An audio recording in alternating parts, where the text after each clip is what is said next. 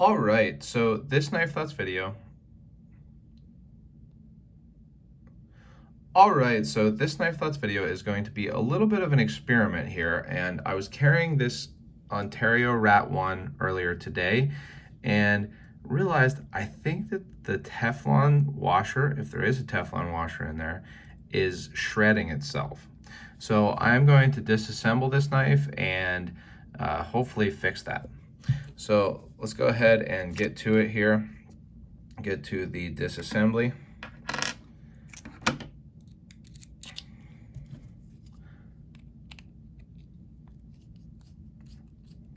So this is a T10 on the pivot. So we'll set that aside there. And then these are much smaller. I am guessing, yep, they are a T6.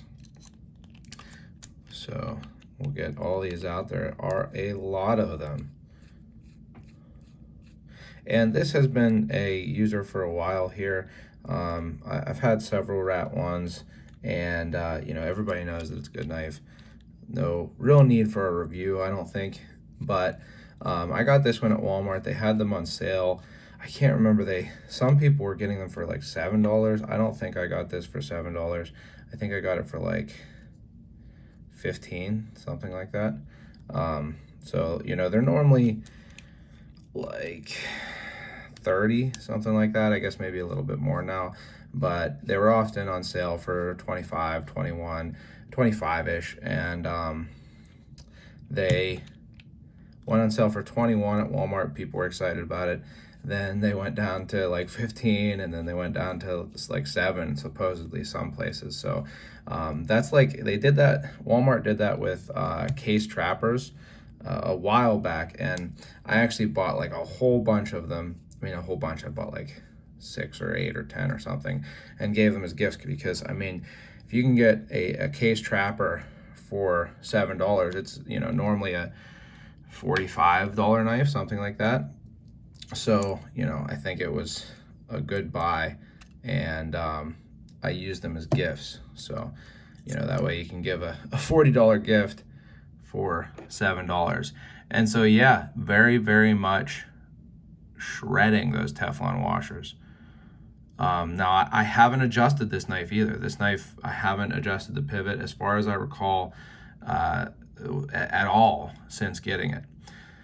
So, you know, don't know why that happened. I guess that's why people don't like Teflon washers.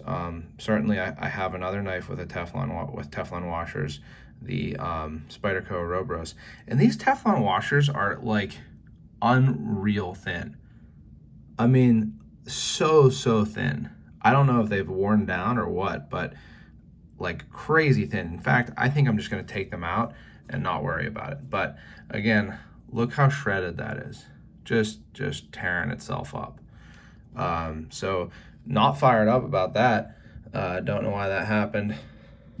Haven't had it on a Rat 1 before, or any other Teflon washer having knife.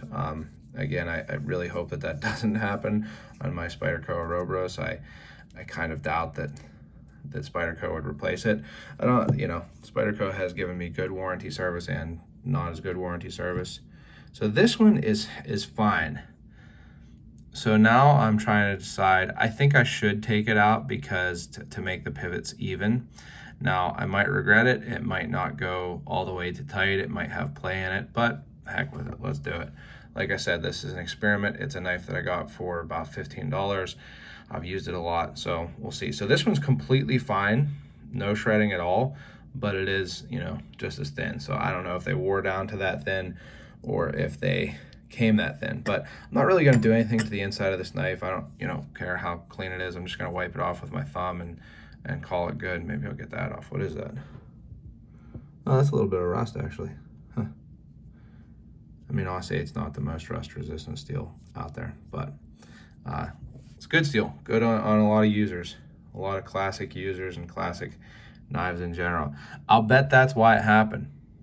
Look, so that's really interesting.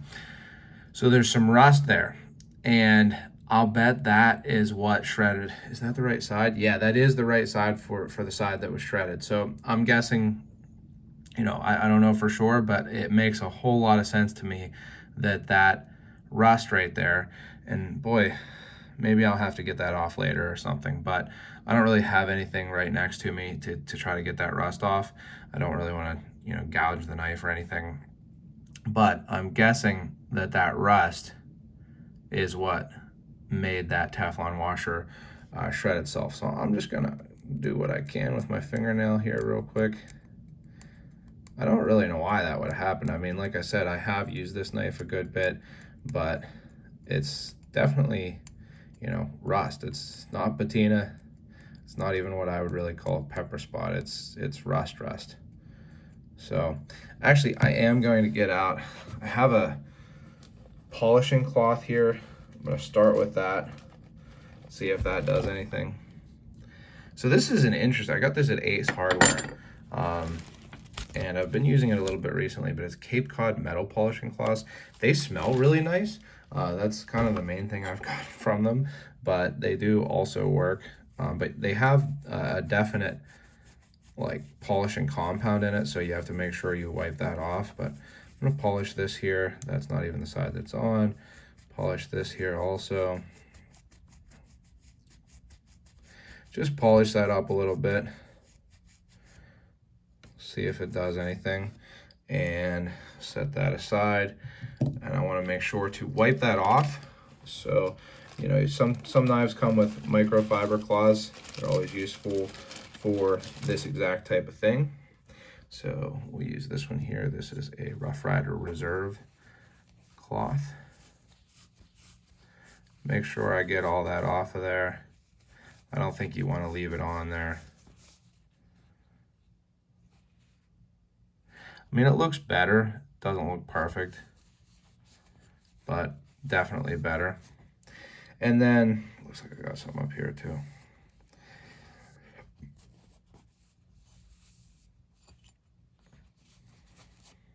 And then I'm also going to hit it with my classic polishing cloth, which is a sunshine cloth.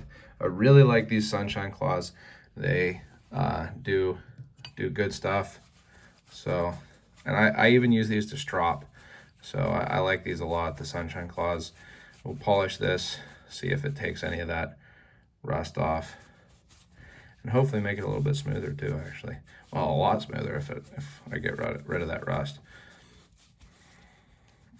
And I'm gonna have to sharpen it after this, so might as well hit the blade once.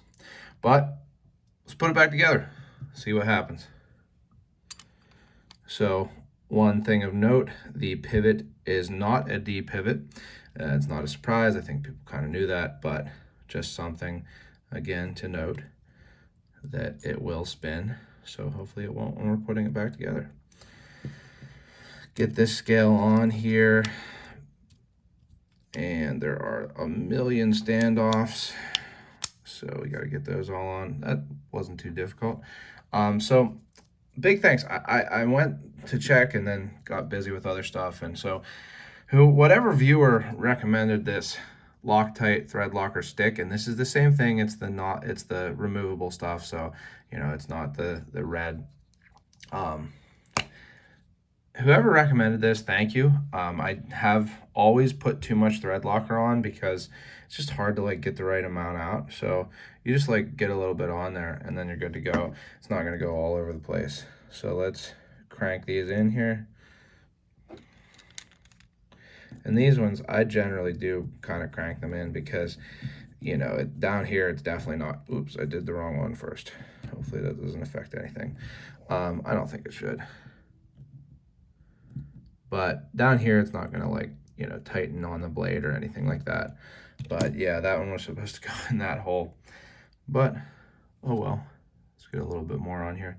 Like I said, an experiment on an inexpensive knife. And my suspicions were confirmed. The Teflon washer was definitely shredding. And an interesting reason why, I'm glad that, it kind of seems like there's a relatively clear reason why it wasn't just randomly happening, or a piece of, you know, sand that got in there or something. It was, I'm convinced that it was that rust. So we'll get these back on here, step by step or screw by screw. Again, kind of cranking on these ones to make sure they're nice and solid. Not so much that it's gonna, like, you know, tear the screw heads or whatever, but enough that it's secure. Get a little bit of, oh, that was probably more than I needed even. A little bit of that on there. Now, moving up here, I'm probably not gonna like really crank on these ones. Just get them tight to the point where they're obviously tight like that. Like if I can, you know, do it with my fingers like this, that's probably tight enough, the point where I get it to kind of what I can do with those fingers. And one more of the non-pivot screws. This is the stop pin. Get that on there. We'll leave that for the pivot screw. And screw that back in. Again, just kind of finger tightness there. And then I'm going to unlock it. And hoping that it will, you know, center itself again. But let's get a pretty generous amount on the pivot screw head here,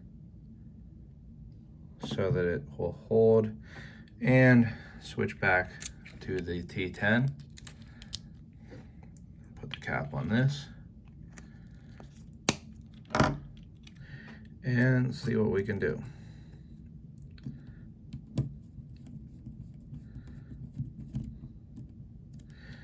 All right, so relatively tight there. Let's see if we can get it tighter. Definitely not centered. And a whole lot of play. Not what we were looking for. Not what we were looking for.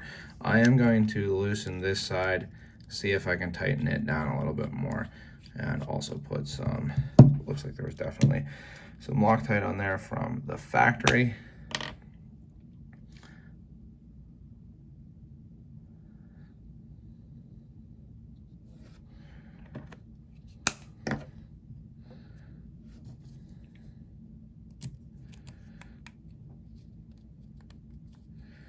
All right, screwing this one in. See if that does anything. Nothing so far. Oh no.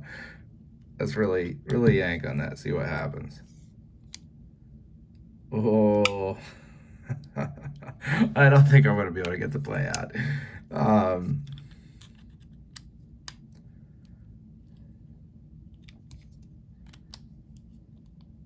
This one might be a warranty trip. I don't know if they'll fix it or not. I'll have to see, but I don't think I'm gonna get the play out of that blade. So with that in mind, I recently saw on Reddit that Walmart, speaking of Walmart knife sales, Walmart has Rat 2s, which I've never had a Rat 2. Rat 2's on sale for $25. Certainly not as good of a deal as what I got on this, but still a little bit of a discount. Normally maybe about $30, something like that recently. So I'm probably gonna get one of those, send this one into Ontario if they are up for it, and see what they can do. So yeah, a little bit of an experiment, a little bit of a failed experiment, but that's how they go sometimes, right? If you've enjoyed this video, make sure you give it a thumbs up in memoriam of my Rat 1, or at least it having a tight blade, tight lockup. And make sure you check out my other videos. I've got lots of videos, and you can subscribe to my channel, click the bell for notifications, and also check out my social media. I'm on Instagram and Facebook at Knife Thoughts, and my website, knifethoughts.com, where I post articles on knives like this and knife-related topics. Last but not least, as always, don't forget to go out and do good.